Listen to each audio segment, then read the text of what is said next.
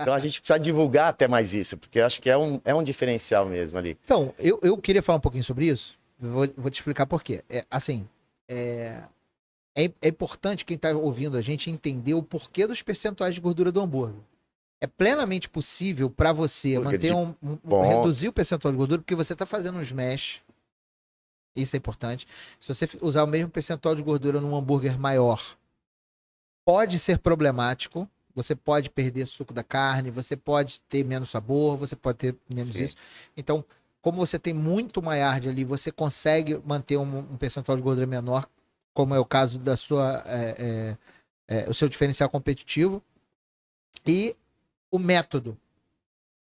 Você usa chapa, porque você precisa usar chapa. Sim. Não tem como fazer smash na churrasqueira. Não tem como. Alô, não tem como fazer smash na churrasqueira, valeu? Não existe, tem gente que tenta. Tem gente que tenta. Não, até... Sabe o que esmecha? Bota na cadeira, senta em cima e bota na churrasqueira. Não, isso não daria nem pra esmechar na grelha, cara né? merece sentar na carne, a carne entrar. Eu não vou completar. Mas não dá pra fazer. Alô, se liga aí, mano. Então, esse é importante a gente salientar, porque a gente tem gente de todos os lugares. Sem noção, né? Não, tem de todos os lugares, às vezes o cara não sabe, bro. Às vezes ele não sabe que quando ele vai fazer um hambúrguer na churrasqueira, você tem incidência de calor maior, mais direta, você precisa ter mais gordura. Tem uma série de coisas que fazem diferença. Uhum. Por exemplo, você vai fazer um hambúrguer defumado, que não é o caso, quase ninguém defuma. Mas quando você vai fazer defumado, normalmente o cara que defuma, ele já é estudioso da defumação. Sim. Então ele já sabe a diferença. Mas você precisa ter um outro percentual de gordura. Então isso varia muito. É bom a gente salientar isso para não chegar em casa e falar assim, vou comprar uma mocata, vou moer, vou fazer na minha frigideira. Porque às vezes não é isso. Né? A gente está falando do negócio da carne, eu acho, só para explicar pro pessoal também, o que acontece com a oxidação da carne. A carne tem uma enzima chamada mioglobina, que é a enzima que está contida no suco da carne. Fazer um outro preâmbulo. O pessoal chama até de sangue, não é? Não é sangue. Aquilo não é sangue. São os líquidos internos. Na verdade, somos feitos de água. 70% do corpo humano é feito de água. E todos os mamíferos têm essa característica. Eu estou botando só os mamíferos, mas vários outros também, os pássaros, as aves vivos, e tal. Né? Então, todo o processo de cocção, ou seja, todo o processo de cozimento, grelha, qualquer coisa assim, é uma alteração físico-química da água que tem no alimento, na umidade que tem no alimento. Então, a gente, na prática, a água é o indutor da cocção, na grande maioria dos casos, né? Tem casos específicos que não, mas nesse caso, sim. Então, aquela umidade da carne, que o pessoal chama de suculência, vai. Tô dando essa explicação porque é uma oportunidade que a gente tem de fazer as pessoas se aproximarem do negócio. Aquela água, ela é vermelha porque ela tem uma enzima chamada mioglobina. E essa mioglobina, quando tem contato com o oxigênio, ela oxida e vira oxomioglobina, escurecendo a carne. Por isso que é comum você, por exemplo, comprei uma carne moída no mercado. Não tem nada a ver que tá estragado, nada disso, é uma oxidação.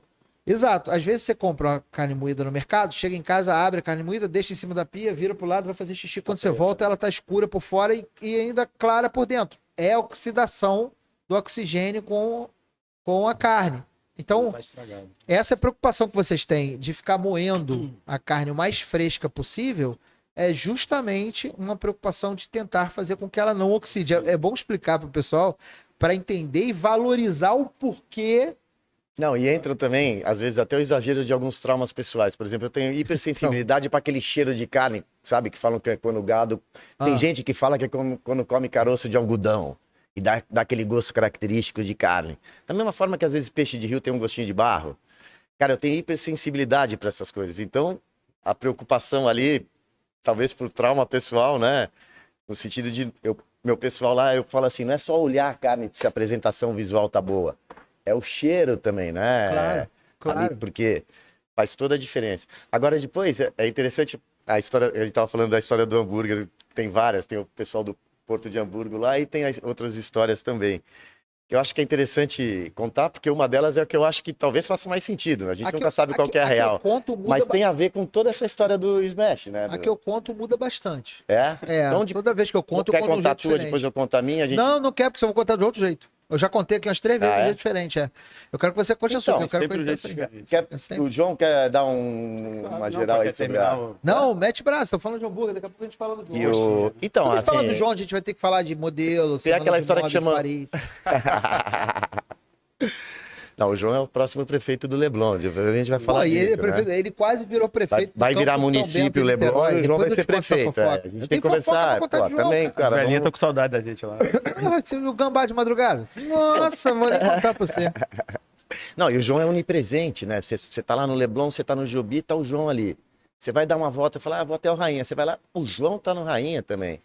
Mas Depois porque o você João, sai do- hoje ele foi Você considerado vai no embaixador. Baixo Gávea, você encontra o João lá. Deve ter uma meia dúzia. Ele ganhou uma faixa, de- embaixador do Leblon, você não tá sabendo não? Mas vai. Ele, Bom, mas voltando à nossa... ele e Manuel Carlos, porra.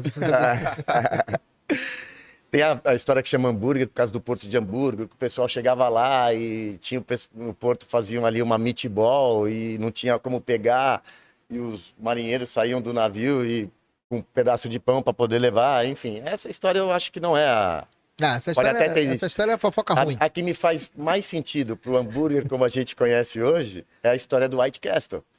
Que eles faziam as meatballs ali, deu uma pauleira de movimento ali no dia, bate cabeça, o que o cara fez? Pô, a meatball é redonda, você bota lá na chapa até dar o cozimento, deu pauleira ali, precisava acelerar a situação, pegaram, foram lá, esmexaram tudo, botaram no pão e o pessoal gostou, né? Agilizou o processo como um todo, né? Uma história completamente diferente Então, mas essa história, ela existe. dessa. Essa minha história. E ela faz todo sentido. O hambúrguer nasceu no Brasil, Não, cara. e tem mais, calma. Só para concluir. E falam que o Heinz também inventou o ketchup na mesma época, porque imagina o seguinte, a gente está falando na década de 40, 50 nos Estados Unidos ali, final da década de 40, a cadeia de frio, a cadeia logística de frio, ela praticamente não existia, não tinha caminhão frigorífico, nem Nada. todos os lares tinham geladeira elétrica, às vezes era aquela geladeira ainda. Então, imagina que a cadeia de frio era horrível. E congelamento nem se existia ainda, congelamento Não. industrial, né? Não, ninguém imagina a forma isso, de né? preservação das carnes era completamente diferente. Então o gosto da carne era horrível. E o Heinz inventou o ketchup naquela época Melhorar. justamente para esconder o gosto ruim da carne. Então o que a gente fez? A gente traz essa experiência com uma carne maravilhosa. Né? Traz essa experiência original O do benchmark hambúrguer. que você usou para fazer o Mash and Fresh foi o Five Guys? Cara, ali se compara com muita coisa. E eu também morei fora, a gente comeu em todos esses lugares ali. Tem muita gente que fala ali, muita pegada de In-N-Out. Pra mim, o In-N-Out, né? In-N-Out, tem muita gente que Total, fala, eu total. também acho que tem alguma correlação. Porque assim, cara, vai In-N-Out ter correlação tá vindo pro Brasil, hein? Mentira. Sim. In-N-Out tá vindo pro já Brasil. fala. Mas mesmo assim, mesmo Pra mim é o melhor Five hambúrguer. Guys... Factoide que eu tô Mentira, inventando. porra, não. Os caras não saem da Califórnia. É o vão corte pro pro Brasil. TikTok. Alô, TikTok, estamos aí. Não, acho que agora tem, abriram em Miami. Tem, mas não. Recentemente. Barcelona tem também. Que Então, eu acho que isso, de hein? qualquer forma, Igor, vai bater Pô, nisso, ó, porque assim... Barcelona agora tem In-N-Out, vai voltar a ter Messi. E, ó, Five Guys também. Ah, Five Guys. Five Guys também. Five Guys é muito bom. Então, eu acho que assim, de uma forma ou de outra, vai esbarrar em qualquer um deles ali, porque começou, eu acredito, a história que me faz sentido é essa do White Castle. A história é outra completamente. E daí começou, e acho que todo mundo vai nessa, não sei, vamos ouvir tua história. Não, a história começou. Tem duas histórias, né? A primeira história, que é a história, na verdade, como tudo, grandes migrações na Alemanha. Grandes migrações, o pessoal.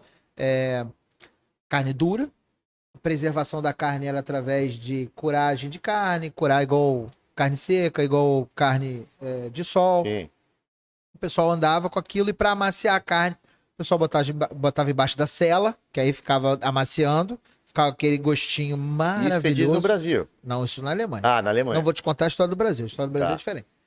Aí lá o pessoal amaciava aquilo e aí depois moía a carne para poder comer. Só que sempre cagava a mão toda. Então, para isso, o Conde Sandwich fez uma franquia. No cassino, o Conde Sandwich foi no cassino, a história que eu conheço. Não, aí o Conde Sandwich fez uma franquia e aí mandou um pão para lá diferente, mas para ocupar menos espaço botou um pão redondo, que ela ia num carregamento junto com o Johnny Walker, que era um uísque quadrado para caber. E aí aí chegou no Brasil como? Chegou no Brasil assim, o pessoal chegava aqui e para moer a carne não tinha como moer, Então o pessoal pisava igual pisava cacau para a carne ir moendo e moldava na coxa de uma escrava que chamava hamburguina. E aí. Já tá entrando na história da coxinha. Cara, foi longe, hein?